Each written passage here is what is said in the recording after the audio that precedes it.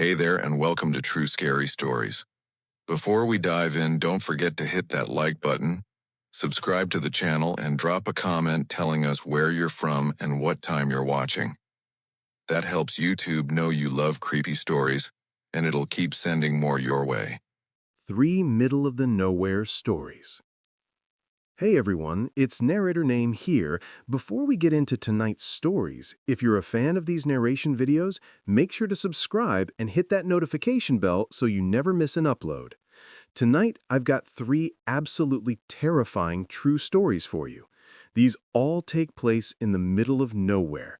Isolated roads, abandoned areas, places where help is miles away, and you're completely on your own. These are the kinds of situations where one wrong turn can change everything. So turn off your lights, get comfortable, and let's get into it. Story 1. The Gas Station on Route 39. This first story was sent in by a guy named Marcus, and it happened to him about 4 years ago when he was driving cross-country from Ohio to Colorado. Marcus had just graduated college and wanted to take a road trip by himself before starting his new job. He thought it would be a good way to clear his head and see the country. But what happened on the third night of his trip still keeps him up at night. It was around 11 p.m., and Marcus had been driving through rural Nebraska for hours. I mean, we're talking about the kind of emptiness where you don't see another car for 30, 40 minutes at a time. Just darkness on both sides of the road, no houses, no lights, nothing. He'd been listening to a podcast to keep himself awake, but his phone was dying and his gas tank was getting dangerously low. He hadn't seen a gas station in over an hour. Marcus started to feel that creeping anxiety you get when you realize you might actually run out of gas in the middle of nowhere. He turned off the podcast to conserve his phone battery and drove in silence, just the hum of his engine and the occasional gust of wind hitting the car. That's when he saw it, a dim light in the distance. As he got closer, he could make out an old gas station, the kind that looks like it hasn't been updated since the 1970s. The sign was half lit, flickering in and out, and there was only one other car in the parking lot, parked off to the side in the shadows. Marcus pulled up to one of the 2 pumps. The whole place just felt wrong. You know that feeling you get when something's off, but you can't quite put your finger on it? The fluorescent lights inside the station were buzzing, and he could see someone behind the counter, but they weren't moving, just standing there, staring straight ahead. He got out of his car, and the silence hit him immediately. No crickets, no wind, nothing. Just this heavy, oppressive quiet that made his ears ring. He started pumping gas, and that's when he noticed the car parked in the shadows. It was an old sedan, maybe from the 90s, with the windows tinted so dark he couldn't see inside. But he could feel someone watching him from that car. He couldn't explain it, but every instinct in his body was screaming at him that someone in that vehicle was staring at him. He tried to focus on pumping his gas, but his hands were shaking. The pump seemed to be taking forever, and he kept glancing over at that car. Still no movement, but he could swear he saw the silhouette of someone in the driver's seat. Then the gas pump clicked off, and in that split second of silence, he heard it.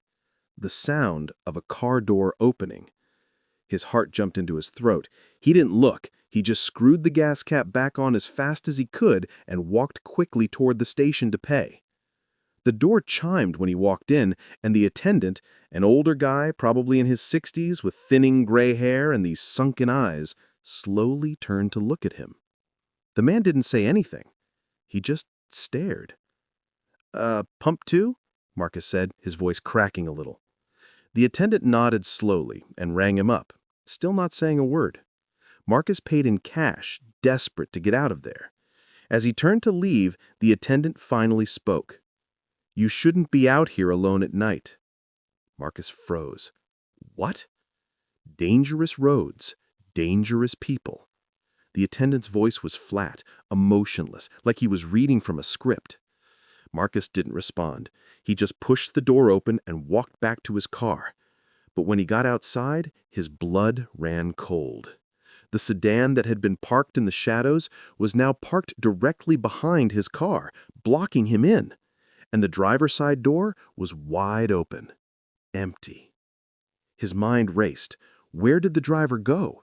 He spun around looking at the gas station, the darkness around him, but he didn't see anyone.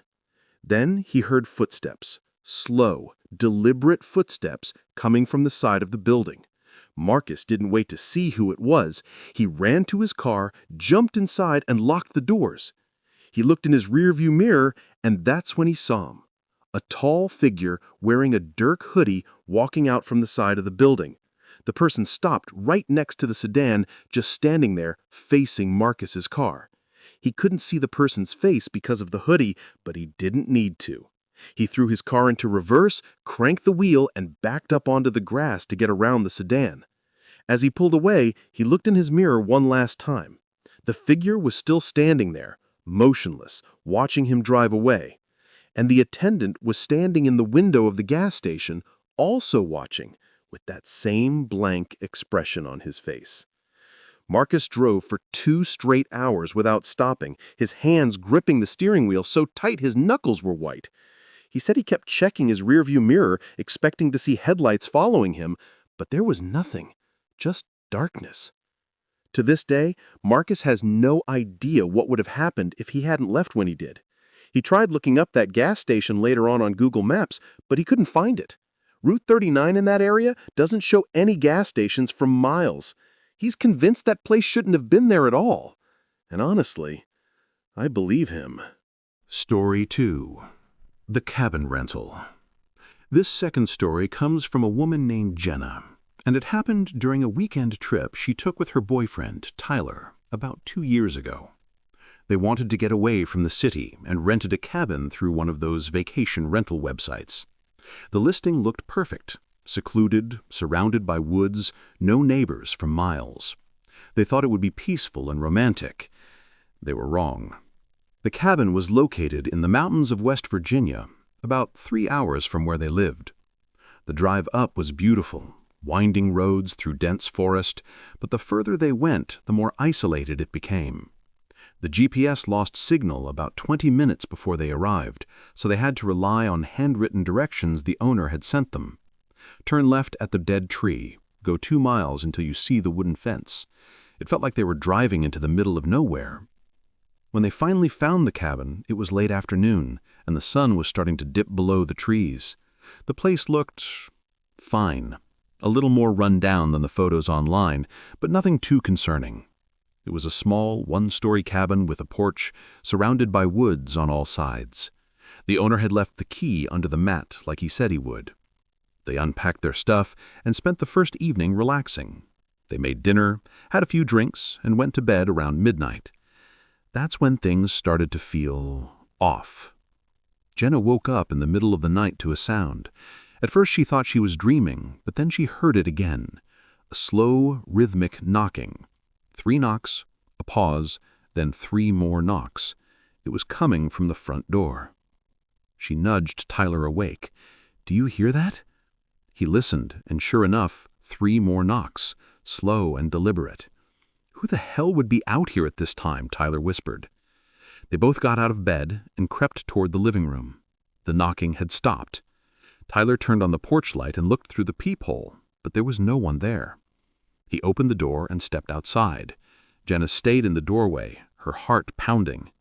"There's nobody out here," Tyler called back. He walked around the porch, checking the sides of the cabin, but it was completely empty. They went back to bed, but Jenna couldn't shake the feeling that something was wrong. She lay there, staring at the ceiling, listening to the silence.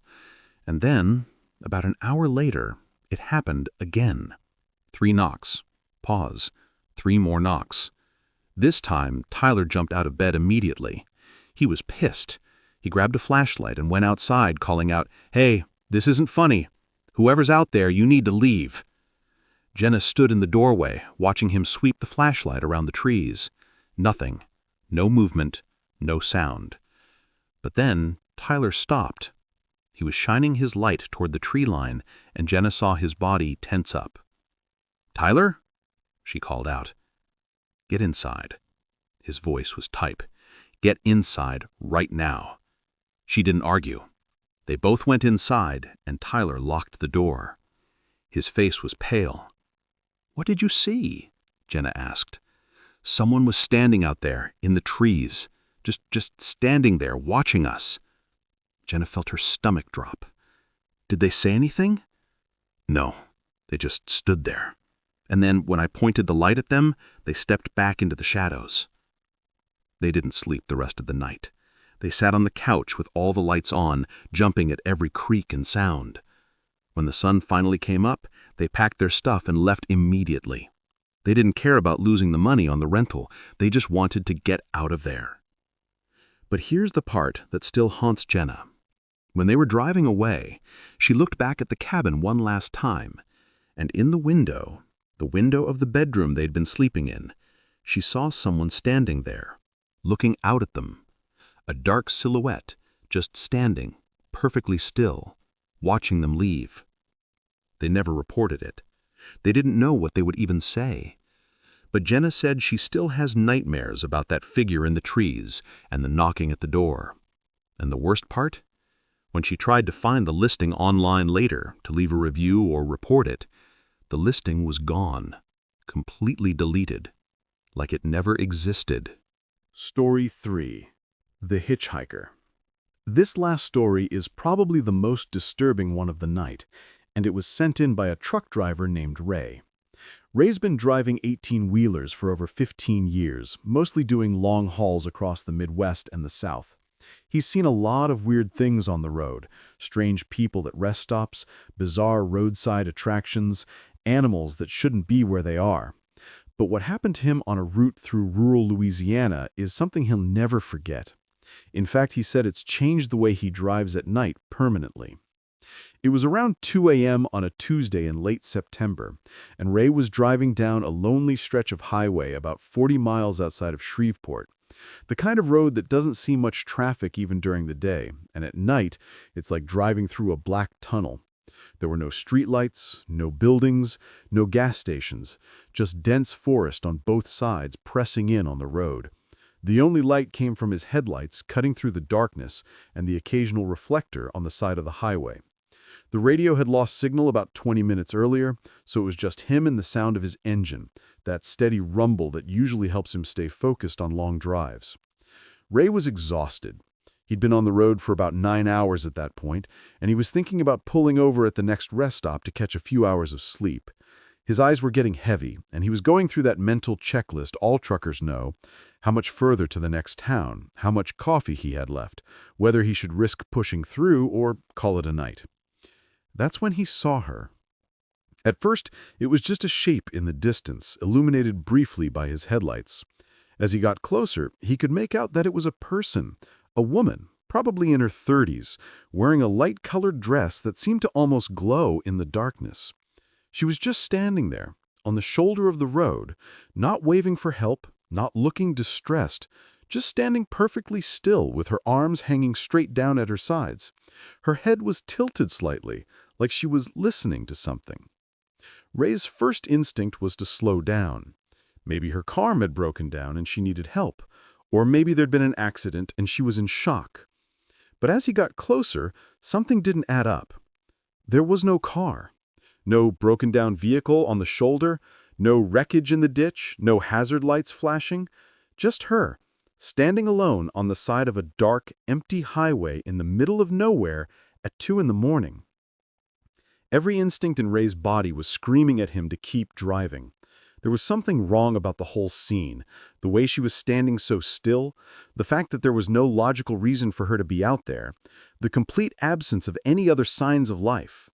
But Ray's a decent guy. He's got 2 daughters of his own, and the thought of leaving someone stranded out there, maybe hurt or in danger, didn't sit right with him.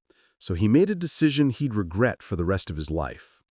He pulled over about 50 feet past her and brought the truck to a stop, the air brakes hissing in the silence. He grabbed his heavy-duty flashlight from the console, one of those big mag lights that doubles as a weapon if you need it to, and opened the door.